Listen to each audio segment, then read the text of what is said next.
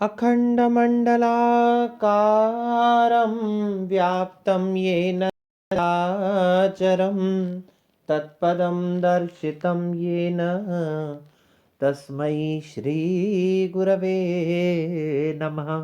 तस्मै श्रीगुरवे नमः।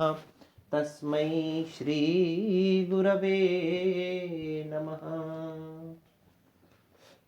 प्रिय विद्यार्थियों, पिछली कक्षाओं में हमने काव्य के प्रथम भेद उत्तम काव्य अर्थात जिसे हम ध्वनि काव्य कहते हैं उसका, तथा मध्यम भेद जिसे हम गुणीभूत व्यंग्य काव्य उसके विविध भेदों का अध्ययन किया। आज हम तृतीय जिसे अधम काव्य यानी शब्द चित्र अर्थ चित्र के रूप में चित्र काव्य के नाम से जानते हैं उसका अध्ययन करेंगे। यद्यपि प्रथम उल्लास में हमने इस चित्र काव्य के दो भेद शब्द चित्र और अर्थ चित्र का सोधारण अध्ययन किया था, किंतु क्रमानुसार क्रमशः आगत इस तृतीय भेद चित्र काव्य अर्थात जो अधम काव्य के रूप में हमारे आचार्यों ने जिसे माना है उसका भी आज हम छठे उल्लास में अध्ययन करेंगे। शब्दार्थ चित्रम यत् पूर्वम काव्यद्वयम उदाहृतम गुण प्राधान्यतः तत्र स्थिति चित्र अर्थ शब्दयो। शब्दार्थ चित्रम यत् काव्यम पूर्व द्वयम उदाहृतम, शब्द चित्र और अर्थ चित्र के नाम से जो दो प्रकार के काव्य के भेद का हम पहले वर्णन कर चुके हैं, अर्थात प्रथम उल्लास में जिनके बारे में उदाहृत जिनके बारे में बताया गया था। गुण प्राधान्य तत्र, उस शब्द चित्र और अर्थ चित्र काव्य के प्रयोग में गुण का प्राधान्य होता है और चित्रार्थ शब्दयो स्थिति और उनमें शब्द और अर्थ की स्थिति होती है। कैसे? दोनों में दोनों प्रकार की चित्रता की स्थिति संभव होने पर भी, अर्थात शब्द में अर्थ भी मिलेगा और अर्थ में शब्द भी मिलेगा, तो शब्द और अर्थ की चित्रता होने पर भी वहां जिसकी प्रधानता होगी, शब्द और अर्थ दोनों विद्यमान होने पर भी अगर उस काव्य में शब्द की प्रधानता है और अर्थ गौण है तो उसे शब्द चित्र कहा जाएगा, और अगर वहां पर अर्थ की प्रधानता है और शब्द गौण है तो उसे अर्थ चित्र कहा जाएगा।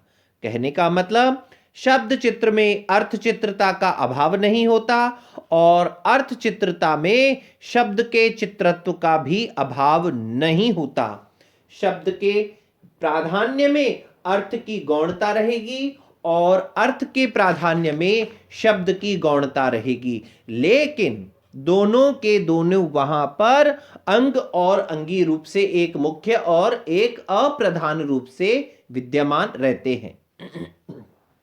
प्रथम उल्लास में हमने शब्द चित्र काव्य का जो उदाहरण देखा था, एक बार उसको वापस दोहरा लेते हैं, फिर उसके पश्चात षष्ठ उल्लास में जो उदाहरण दिया गया है उस पर भी हम चर्चा करेंगे। तो वहां पर जो प्रथम उल्लास का उदाहरण था वो था स्वच्छंदोछल दक्ष कच्छ कुहर छाते तर अंबुछटा मूर्छन मोह महर्षि हर्ष स्नाना निकाय वह विद्या दुर्दरी दीर्घा दरिद्र द्रुम द्रोहो द्रेकम महोर्मी मेदुर मदा मंदाकिनी मंदताम। आप देखिए यहां पर शब्द चित्र कितने सुंदर सुंदर शब्दों का प्रयोग किया गया है। यद्यपि यहां पर अर्थ है लेकिन प्रधानता हमें यहां पर शब्द की दिख रही है। आप सुनिए, अर्थ तक जाने की आवश्यकता नहीं, शब्द को सुनकर के ही बड़े आनंद की स्वच्छंदो छल दच्छ कच्छ कुहर छाते तर अंबु छटा मूर्छन मोह महर्षि हर्ष स्नाना विहित स्नानानि काय वह है, तो सुनने में ही बड़े आनंद की प्राप्ति हो रही है। ये हुआ शब्द चित्र। इसी का शब्द चित्र का उदाहरण जो हमारे यहां षष्ठ उल्लास में दिया गया है वो है प्रथमम अरुण छाया तावत ततः कनक प्रभ तदनु विरहो ताम्य तन्वी कपोल तल द्युति उदयति तत्वोध्वांस ध्वंस क्षमः क्षणदा मुखे सरस विसीनी कंद छेद छवि मृग लांछनः। यहां पर उदय होते हुए चंद्रमा की का वर्णन किया गया है। क्या कह रहे हैं कब? पहले लाल रंग का और तत्पश्चात कनक प्रभ कनक के समान प्रभा वाले पीले रंग की कांता वाला, तत्पश्चात विरह से पीड़ित सुंदरी के कपोल के समान श्वेत कांति वाला उदय होता है। यह जो चंद्रमा होता है, पहले जब उदित होता है तब यह अरुण रंग का, लाल रंग का होता है। तत्पश्चात कनक प्रभ, यह कनक जो है स्वर्ण के समान, सोने के समान पीली कांति वाला, और उसके पश्चात विरह की पीड़ा से पीड़ित सुंदरी के कपोल के समान श्वेत कांति वाला उदय होता है। तत्पश्चात उदयति द्वांत ध्वंस क्षमः क्षणदा मुखे, फिर क्या है? उसके पश्चात रात्रि के प्रारंभ में ताजे मृणाल खंड के समान अत्यंत श्वेत कांति वाला होकर के, क्या? सरस विसीनी कंद छेद छवि मृग लांछनः, और मृणाल के समान अत्यंत श्वेत कांति वाला होकर के मृग लांछनः, और यह अंधकार को नष्ट करने में समर्थ हो जाता है। यहाँ पर शब्द चित्र की प्रधानता है और अर्थ चित्र यहाँ पर गौण रूप से विद्यमान है, इसीलिए यहाँ पर शब्द चित्र काव्य प्राप्त होता है। इसके पश्चात अर्थ चित्र का जो उदाहरण हमने प्रथम उल्लास में देखा था, एक बार उसको देख लेंगे। विनिर्गतम मानम आत्म मंदिरात भवति उपश्रुत्य यदृच्छयापि यम स संभ्रमेन्द्र द्रुत पातित अर्गला निमीलिताक्षी व भियामरावती। अर्थात शत्रुओं के अभिमान को चूर्ण करने वाले जिस हयग्रीव को घूमने के लिए अपने महल से निकला हुआ, यानी वो युद्ध नहीं करना चाहता, किसी पर भी आक्रमण नहीं करना चाहता, केवल अपने महल से भ्रमण हेतु जब वो निकलता है, यह बात सुनकर के घबराया हुआ इंद्र जिस प्रकार से अपनी वहां अमरावती में क्या करते हैं, इंद्र की राजधानी का नाम है अमरावती, उसमें अर्गला डाल देता है, उसी प्रकार से नायिका ने भी भय से अपनी द्वार रूपी आंखें बंद कर दी है। देखिए यहाँ बहुत अधिक चमत्कार नहीं है, व्यंग्यार्थ नहीं है, ना ही व्यंग्य की गुणीभूत व्यंग्य है, लेकिन यहाँ पर वाच्यार्थ की प्रधानता है। शब्द चित्र होते हुए भी यहाँ पर अर्थ की प्रधानता होने के कारण से, अर्थ का वैचित्र्य होने के कारण से यहाँ पर अर्थ चित्र अलंकार है, अर्थ चित्र काव्य कहा गया है। ये चित्र काव्य का द्वितीय भेद है। इसका छठे उल्लास में जो उदाहरण है, एक बार उसका भी अध्ययन करें। ते दृष्टि मात्र पतितापि कस्य नात्र क्षोभाय पक्ष्मल दृशामलका खलाश्च नीचा सदैव सविलासम अलीक लगना ये कालताम कुटिलताम इव न त्यजंती। क्या उदाहरण है इसमें? क्या कहा गया है? सघन पलकों वाली सुंदर स्त्रियों के, घनी पलकों वाली सुंदर स्त्रियों के केश और दुष्ट पुरुष जो विलास पूर्वक सदैव ही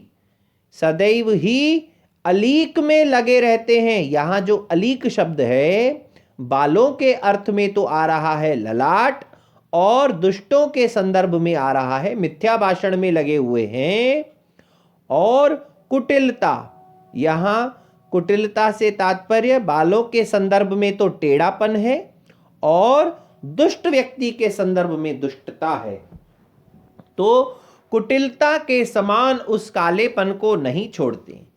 गहन पलकों वाली सुंदर स्त्रियों के केश और दुष्ट पूर्वक जो विलास पूर्वक अपने ललाट या मिथ्या भाषण तथा कुटिलता यानी टेढ़ापन और दुष्टता के समान उस कालेपन को नहीं छोड़ते हैं। दिखलाई देते ही वह किसके चित्त में क्षोभ उत्पन्न नहीं करते हैं। कितनी सुंदर बात कही है कि कामनियों के, सुंदर सुंदर स्त्रियों के जो काले काले और कुटिल यानी टेढ़े मेढ़े घुघराले बाल हैं, और उन्हीं के उनको देख करके किस मनुष्य के हृदय में क्षोभ उत्पन्न नहीं होता। अर्थात प्रत्येक मनुष्य जो सरस है, सहृदय है, उसके मन में क्षोभ उत्पन्न हो जाता है, एक अलग प्रकार के प्रेम का भाव उत्पन्न हो जाता है। और यहीं पर दूसरा उदाहरण दुष्ट पुरुष के संदर्भ में है कि ऐसे काले कुटिल वृत्ति वाले दुष्ट पुरुषों को देख करके भी किसके हृदय में क्षोभ उत्पन्न नहीं होता है। अर्थात दुष्ट पुरुषों को देख करके भी मन में एक द्वेष का भाव उत्पन्न हो जाता है।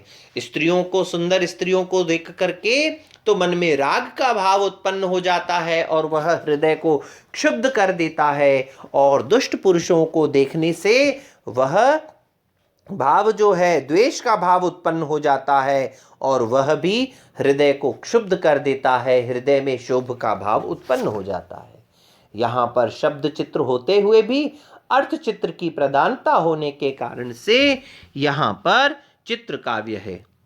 अभी हमने देखा कि दोनों प्रकार के काव्यों में शब्द चित्र और अर्थ चित्र विद्यमान रहता है, किंतु ध्यान दीजिएगा सभी प्रकार के काव्यों में विभावादि रूप में पर्यवसान होता है, लेकिन जो मुख्य प्रथम ध्वनि काव्य कहा जाता है उसमें व्यंग्य की प्रधानता रहती है, ध्वनि की प्रधानता रहती है। और द्वितीय भेद गुणीभूत काव्य में वाच्यार्थ की अपेक्षा व्यंग्यार्थ प्रधान रहता है, लेकिन वहां पर गुणीभूत रूप में रहता है। और चित्र काव्य में स्पष्ट रूप से रस की प्रतीति न होने के कारण से यह अव्यंग्य उदाहरण होता है, व्यंग्य से रहित उदाहरण होता है। इसीलिए विद्वानों ने इसको अधम काव्य की श्रेणी में रखा है। और इसमें भी हमने अभी इसके दो भेद देखे, शब्द चित्र और अर्थ चित्र। तत्पश्चात शब्दालंकार और अर्थालंकारों के भेद से इस चित्र काव्य के अनेकानेक भेद हो जाते हैं। इतना हमने देखा कि तीन प्रकार के काव्य हैं। प्रथम उत्तम काव्य जिसे ध्वनि काव्य कहा जाता है, द्वितीय मध्यम काव्य जिसे गुणीभूत व्यंग्य कहा जाता है, और तृतीय है अधम काव्य जिसे चित्र काव्य कहा जाता है। अब हम कल सप्तम उल्लास का अध्ययन करेंगे, जिसमें काव्य के दोषों के विषय में बताया गया है। हमारे पाठ्यक्रम में केवल रस दोष है, उसी प्रकरण का हम अध्ययन करेंगे। तब तक